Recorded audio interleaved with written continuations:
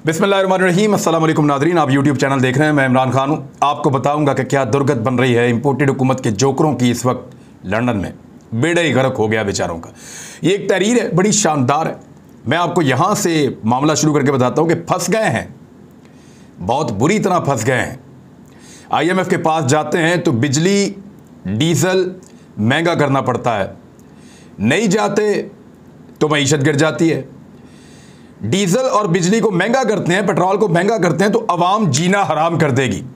महंगा नहीं करते तो वैसे ही जीना हराम हो जाएगा, बात ही नहीं बनेगी।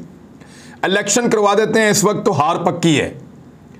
अगर इलेक्शन नहीं करवाते तो इमरान खान घसीटता रहेगा, मारता रहेगा। हुकूमत जारी रखते हैं तो मजीद धंसते चले जाएंगे।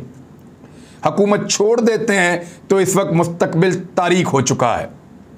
इलेक्शन मिलकर लड़ते हैं तो गंदे होंगे बहुत बुरी तरह, और अगर इलेक्शन अलग-अलग लड़ते हैं तो कुछ भी हाथ नहीं आएगा। अब तो एक ही रास्ता बचा है, कहीं पे जाके छुप जाए। तो एग्जैक्टली यही सिचुएशन है इस वक्त इंपोर्टेड हुकूमत के जोकरों की। वो यहां से लंदन तो चले गए सैर सपाटा करने, लेकिन वहां मियां नवाज शरीफ अपने घर में भी नहीं बुला पाए। पाकिस्तानी बहुत बड़ी तादाद में एवन फील्ड के बाहर जमा हो गए। उन्होंने एहतजाज किया, उन्होंने नारेबाजी की, उन्होंने अपना गुस्सा उतारा इंपोर्टेड हुकूमत के जोकरों के खिलाफ। और जोकर जो है वो 1 दर्जन जोकर हैं। वो सारे मेरी इंफॉर्मेशन के मुताबिक मुबैना तौर पे नॉर्थ लंदन में इसहाक डार की कोई प्रॉपर्टी है, वहां जाकर मीटिंग कर रहे हैं। नॉर्थ लंदन में दूर जाकर, नवाज शरीफ के घर नहीं जा सकते, वहां दावत नहीं कर सकते, वहां मिल नहीं सकते, कुछ नहीं कर सकते। नवाज शरीफ ने अपने जिन लोगों को कहा कि आप लोगों ने भी एहतजाज करना है PTI के मुकाबले में, उन लोगों ने हाथ खड़े कर दिए। उन्होंने कहा जी हम होते हैं 20-25, वो हज़ारों की तादाद में आते हैं, हम उन्हें कैसे रोकेंगे? हम उनको नहीं रोक सकते ना हम उनका मुकाबला कर सकते हैं। लिहाजा बेइज्जती पर बेइज्जती हो रही है। और लंदन में मौजूदा हुकूमत के लोग जो हैं उनको प्रोटोकॉल तो दिया जा रहा है, लेकिन छुपते फिर रहे हैं। जितने इंपोर्टेड जोकर यहां से गए हैं, वो कोई एक भी पाकिस्तान का बंदा जो यहां से गया वो किसी कमर्शियल प्रॉपर्टी के अंदर नहीं ठहरा, होटलों में नहीं ठहर रहे, आम लोगों के अंदर नहीं जा रहे, आम रेस्टोरेंट्स में नहीं जा रहे, सड़कों के ऊपर शहर का कोई चक्कर ही नहीं, कहीं नहीं जा रहे, क्योंकि पाकिस्तानी उनको ढूंढ रहे हैं, उनकी तलाश कर रहे हैं। और ये लोग वहां पे लंदन में जाकर छुपते फिर रहे हैं। ये हालत कर दी इमरान खान ने इनकी अपनी नीयत की वजह से हुई है, बदनीयती की वजह से हुई है, लेकिन यहां तक मामला इनका पहुंच गया है। और अब नॉर्थ लंदन में कहीं पे इन्होंने मुलाकात वगैरह की है, और मुलाकात की जरा एक फोटो आप देखें, ये जरा गौर से देखें इनकी शक्लें, आपको करीब करके हम दिखाते हैं। ये ऐसा लगा कि मरग पे इकट्ठे हुए हैं सारे, खुदा न खास्ता कोई फौतगी हो गई है। ख्वाजा आसिफ की शक्ल देखें आप, बीच में वो शहबाज शरीफ का बेटा सलमान शहबाज, उसकी आप चेहरा देखें आप, ये ओवरसीज पाकिस्तानी है। मियां नवाज शरीफ के बच्चे भी ओवरसीज पाकिस्तानी हैं, पाकिस्तानी नेशनैलिटी नहीं है जी, बाहर के नेशनल हैं हम। अयाज सादिक का मुंह देखें, राणा सनाउल्लाह का मुंह उतरा हुआ है। इधर मरियम औरंगजेब से आप शुरू हो जाए, ख्वाजा आसिफ, ख्वाजा साद रफीक, आगे इसहाक डार, नवाज शरीफ, शहबाज शरीफ, सब जो है वो सकते में। एक तस्वीर पूरी कहानी बता रही है कि बर्बादी फिर गई है। और मुझे यहां पे एक जुमला याद आया, इमरान खान साहब की हुकूमत खत्म होने से एक दिन पहले उन्होंने मुझे इंटरव्यू दिया था। जब पहले उनकी हुकूमत खत्म की जा रही थी, वोटिंग वाला दिन था, तो उन्होंने एक दिन पहले मुझे एक इंटरव्यू दिया था। उन्होंने उस इंटरव्यू में एक जुमला कहा था, जरा ये सुने आप।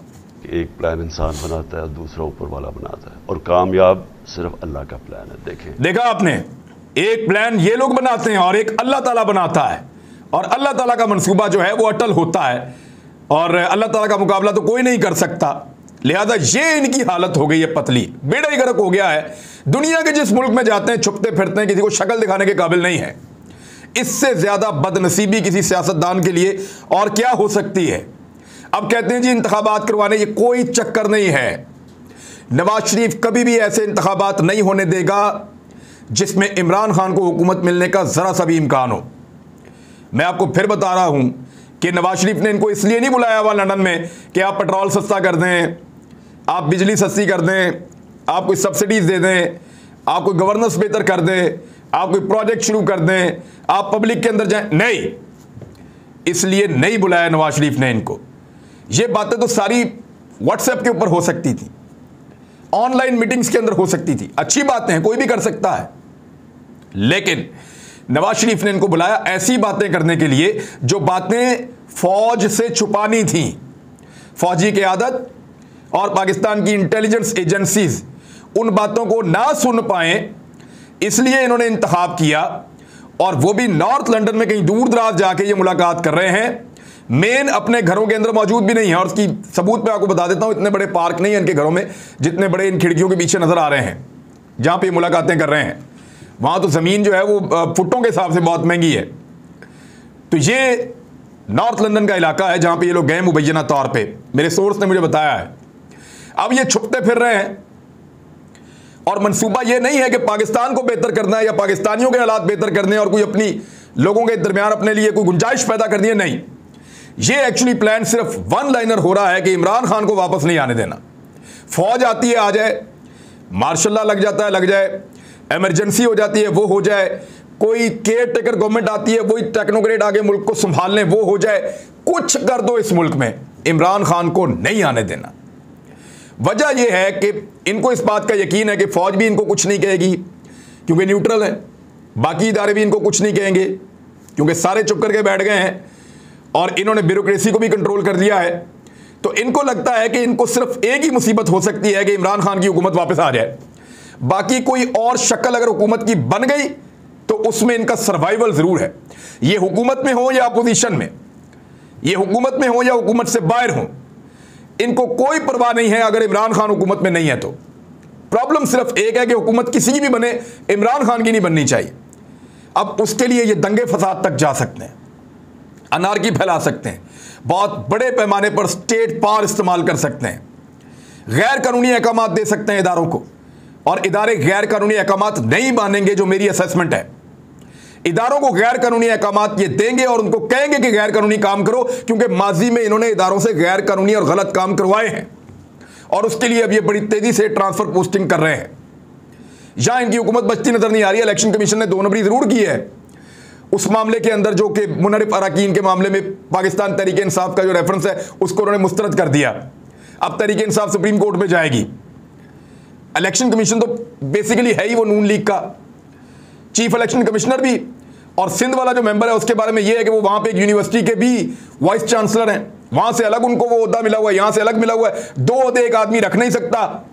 परवेज मुशर्रफ का भी यही केस था कि आप सदर पाकिस्तान और आर्मी चीफ एक साथ नहीं हो सकते। तो ये सब 2 नंबरी चल रही है और इन लोगों को एक्सपोज करती जा रही है पाकिस्तान तहरीक इंसाफ की आगे बढ़ती हुई मूवमेंट। अब इंतखाबात ये नहीं करवाना चाह रहे और इंतखाबात सिर्फ एक सूरत में करवाना चाह रहे हैं कि इमरान खान वजीर आज़म पाकिस्तान वापस ना बने।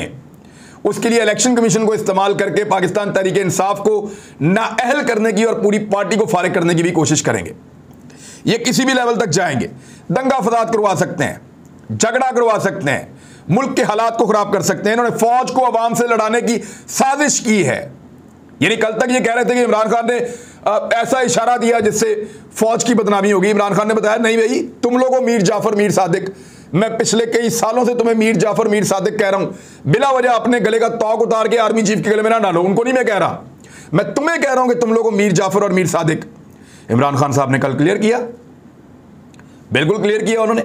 लेकिन आज फौज के जर्नैलों के ऊपर जैसी तनकीद इन्होंने की है, यानी पहले तो आप ये देख लें कि जो स्टेटमेंट है ख्वाजा आसिफ का बीबीसी को इंटरव्यू में कि इमरान खान अपनी तरीके से अपनी मर्जी का आर्मी चीफ लाना चाहता था, लेकिन साथ ही अगले सांस में कह रहा है कि वजीर आज़म का ये इख्तियार है जिसको मर्जी आर्मी चीफ बनाए। भाई ये क्या बकवास है, ये क्या बात हुई?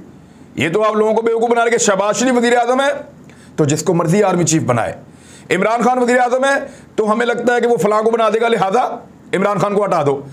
फौज को कंट्रोवर्शियल कर दिया ख्वाजा आसिफ के स्टेटमेंट ने। वो पाकिस्तान का वजीर दिफा है और वो ये कह रहा है कि इमरान खान को इसलिए निकाला गया कि क्योंकि इमरान खान अपनी मर्जी का आर्मी चीफ लाना चाहता था।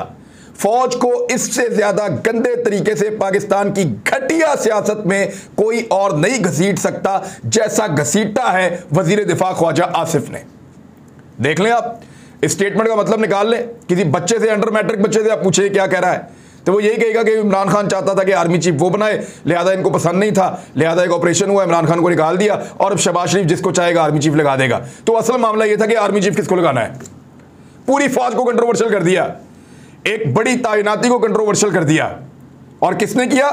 ख्वाजा आसिफ ने, जो इस वक्त पाकिस्तान का वजीर दिफा है। ये कुछ भी करेंगे इमरान खान को वजीर आज़म बनने से रोकेंगे। और वहां पर बैठकर लंदन में ये लोग हुकूमत चला रहे हैं, वो लोग जो ओवरसीज हैं। ये सामने जो लोग बैठे हुए हैं, नवाज शरीफ के बच्चे कौन हैं? इन मीटिंग्स के अंदर मौजूद रहते हैं, ओवरसीज हैं। शहबाज शरीफ का बच्चा कौन है? ओवरसीज हैं।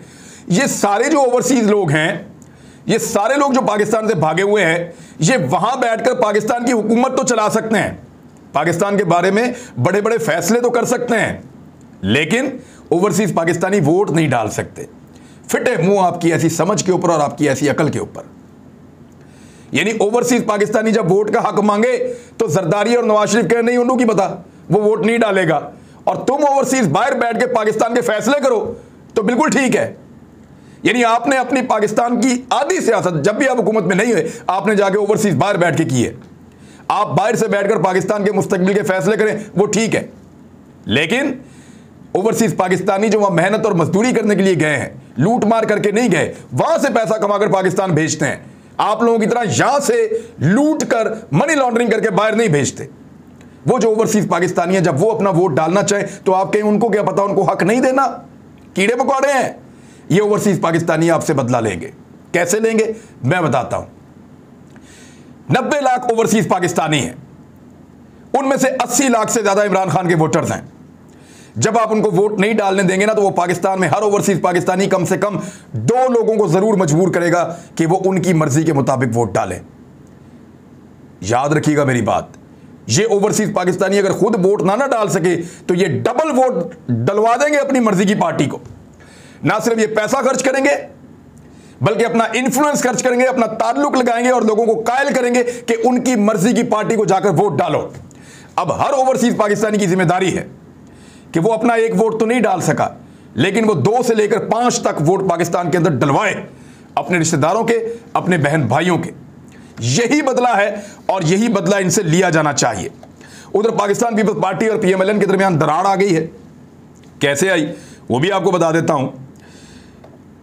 नवाज शरीफ की जरदारी साहब से बात हुई है और नवाज शरीफ साहब को पता चल गया कि बेड़ा ही गर्क हो गया है नवाज शरीफ का भी और उनकी पार्टी का भी, और सारी मेहनत जाया हो गई है। अब वो ये कहते हैं कि करना क्या है। जरदारी साहब कहते हैं जी ये चीज करो, ये चीज करो, ये चीज करो। नवाज शरीफ कहते हैं कि फंस जाएंगे, बर्बाद हो जाएंगे, कुछ पल्ले नहीं रहेगा, आपका तो कुछ नहीं जा रहा, आप तो सिंध में हुकूमत बना लेंगे। जरदारी साहब अड़ गए हैं कि फौरी तौर पर इंतखाबी इस्लाहात करवाएं और फिर आप इंतखाब करवा दें। नवाज शरीफ को इस बात का शक हो चला है कि जरदारी ने जैसे इनको इस हुकूमत में फंसाया है, वो अगला इंतखाब भी इनसे लड़वा देगा और इमरान खान पाकिस्तान का वजीर आजम बन जाएगा। यहां से दरार शुरू होती है। कादर मंदोखेल ने एक स्टेटमेंट दिया है कि मैं जीतने वाला हूं, मुझे पिछले बेंच पे बैठा दिया है, वो जो हारने वाला था उसको वजीर बना दिया है। यानी ये बड़ा ज़ूमानी जुमला है और अब तनकीद शुरू हो गई है। जरदारी ने एक बड़ा जबरदस्त पत्ता खेला जानबूझकर। उन्होंने स्टेटमेंट दिया, फैज हमीद बेचारा वो तो खुड्डे लाइन है। ये फैज हमीद जो है, मैं जरा याद दिला दूं, DGISPR का एक स्टेटमेंट भी आया था, उनको भी याद दिला दूं कि फैज हमीद पाकिस्तानी फौज के एक बेहतरीन जर्नैल हैं। उन्होंने ISI के अंदर खिदमात सर अंजाम दी हैं। इस वक्त वो कोर कमांडर पेशावर हैं और बड़े शानदार सोल्जर हैं, डेकोरेटेड, जबरदस्त किस्म के, बहुत शानदार इंसान है फैज हमीद। और फौज के लिए उनकी खिदमात का एतराफ़ जनरल बाजवा ने 2 मरतबा हमारे सामने किया है। उन्होंने कहा कि मैंने इसको कभी गाफिल नहीं पाया, शानदार ऑफिसर है, दिन रात काम करता है। तो उस फैज हमीद को बकौल आसिफ अली जरदारी के खुड्डे लाइन लगा दिया गया है बेचारे को, ये आसिफ अली जरदारी ने कहा। तो DGISPR जो है वो इसके ऊपर ज़रूर स्टेटमेंट दे दें कि आसिफ अली जरदारी साहब की बात की तस्दीक कर दें या तरदीद कर दें, हमें बता दें। अब जरदारी साहब ने स्टेटमेंट क्यों दिया, जरा इस पर गौर करें। उन्होंने फैज हमीद से बदला नहीं लिया, उन्होंने बदला लिया है शहबाज शरीफ से, क्योंकि शहबाज शरीफ ने एक दिन पहले नाम ना लेने वाले इमरान खान के ऊपर करारदाद पेश की है। अब शहबाज शरीफ पे दबाव होगा कि जरदारी ने तो नाम लिया है, पेश करो करारदाद। तो शहबाज शरीफ फंस गया, बहुत बुरी तरह फंस गया, क्योंकि पीपल्स पार्टी को नाराज करते हैं। अब देखें ना, इमरान खान ने नाम भी नहीं लिया, आपने जनाब करारदाद पेश कर दी। जरदारी ने नाम ले लिया, अब आप पेश करें ना करारदाद, करें ना मुजम्मत। PMLN वाले कभी मुजम्मत नहीं करेंगे, हुकूमत गिर जाएगी। तो इनको आसिफ अली जरदारी ने उल्टा फंसा दिया है। ख्वाजा आसिफ का स्टेटमेंट मैंने आपको बता दिया, तस्वीर आपने देख ली कि इनके मुंह लटके हुए हैं। एक चीज़ मैं आपको और बता दूं कि एक तासुर फैलाया जा रहा है कि शायद इमरान खान साहब ने जो नंबर ब्लॉक किए थे वो अनब्लॉक कर दिए हैं, सूरत हाल रिजॉल्व हो गई है, कुछ मुलाकातें शुरू हो गई हैं और उसकी वजह से लंदन के अंदर ये हलचल है और नवाज शरीफ साहब अब एक नया प्लान बना रहे हैं। नहीं, ऐसा नहीं है, ये सिर्फ लॉलीपॉप दिया जा रहा है। जो लोग जो काम कर रहे हैं फोकस्ड होकर करें। कब्जा अभी तक नहीं छूटा, बल्कि गिरफ्त उनकी अभी भी मजबूत है। पाकिस्तान के ऊपर कब्जा हो गया है एक रिजीम चेंज ऑपरेशन के जरिए से। यह कब्जा छुड़वा के इस मुल्क को इलेक्शन के अंदर लेकर जाना है, फिर लोग फैसला करें, जिसकी भी हुकूमत आएगी हम उसको वेलकम करेंगे। हमारा अगर बहुत सारे पाकिस्तानी मेरी तरह सोचते हैं जिनका किसी पॉलिटिकल पार्टी से ताल्लुक नहीं है, तो वो ये कह सकते हैं कि पाकिस्तान पर कब्जा हो गया है, कब्जा छुड़ाएंगे, इलेक्शन में जाएंगे, जो आएगा उसको वेलकम करेंगे। एग्जैक्टली यही होना चाहिए। तो ये लॉलीपॉप खबरें हैं, इनके ऊपर आप ना जाएं। मरियम नवाज साहबा की सिक्योरिटी बढ़ा दी गई है क्योंकि उनकी हुकूमत है। अब पुलिस के अलावा उनको फौज की सिक्योरिटी भी मिल जाएगी, रेंजर्स की। और जो दिन रात फौज को बुरा भला कहती थी, अब फौज की सिक्योरिटी लेकर फिरा करेगी। कमाल काम कर दिया है मरियम नवाज के लिए इन लोगों ने। और जो सिक्योरिटी दी जा रही है वो बतौर नायब सदर मुस्लिम लीग दी जा रही है। नायब सदर मुस्लिम लीग, ये सिक्योरिटी दी जा रही है मरियम नवाज को। एक खबर जाते जाते सुनाऊं जो मुझे बहुत बुरी लगी, इसके ऊपर डिटेल में काम करेंगे कि ये जो यकसा निज़ाम तालीम का इमरान खान साहब ने ख्वाब देखा था और उसके ऊपर इंप्लीमेंट कर रहे थे, उसको मौजूदा हुकूमत ने आने के बाद रोक दिया है। डिटेल आपको बताऊंगा। अब तक के लिए इतने, अपना ख्याल रखिएगा, अपने इस चैनल का भी। अल्लाह हाफ़िज़।